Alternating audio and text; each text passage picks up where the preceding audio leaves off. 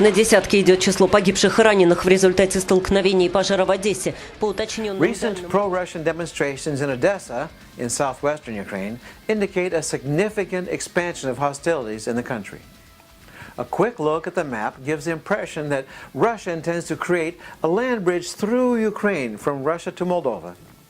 If that happens, Ukraine could lose 9 or more of its 26 provinces to Russia. That's 33% of them. Let's look at how the unrest has progressed. Of course, Russia borders Ukraine on the east, and we put that in red.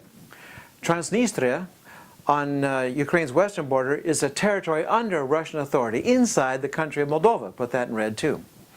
Last March, Crimea separated from Ukraine and joined the Russian Federation. Pro-Russian demonstrators in the Donbass region are currently attempting to join the Russian Federation. Last week, Odessa experienced much violence initiated by pro-Russian protesters. I hope I'm wrong because it saddens me personally, but if you fill in the blanks, Ukraine could soon be reduced to this: a new Ukraine, unlike the old Ukraine. According to the Washington Post, on April 18, 2014, Putin is talking about restoring this part of Ukraine to Russia, calling it New Russia. It's true that New Russia was a Russian territory in the late 18th century, but it became part of Ukraine in 1922. Now it seems Russia wants it back. Well, that's where we are today, May 10th, 2014. But how many evangelical churches are in this region? How many will be affected? There are over 1,500 evangelical Ukrainian churches in this region that could be under the control of separatists if the New Russia concept catches on. Ukrainian churches were just regaining their strength after 70 years under communism when this political situation occurred. What is the effect on leadership training and missions? This is a question on my heart and my mind every day. The second largest evangelical seminary in Ukraine is located in Odessa, and as well as dozens of small Bible colleges in the whole New Russia region.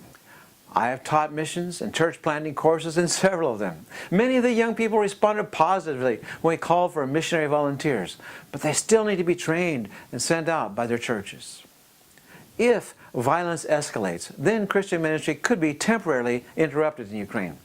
But even if these regions were to become part of the Russian Federation, the churches would probably remain much as they have been, but foreign workers, like Sherry and me, could be restricted, just like they are in Russia today. How should you pray? Well, in addition to praying about the political upheaval and the horrible violence in Ukraine, which we want to stop, please pray about the spiritual battle. Pray that the gospel of salvation through Christ may not be hindered, but may be free to spread throughout Ukraine and beyond. Pray that believers will glorify the Lord with their Christian behavior as they respond to this crisis in a Christian way. And although Sherry and I could continue our ministry to Eastern Europeans from a nearby country, please pray that we may return to our home base, our established base in Kiev. Thank you very much for your concern. That's all for now.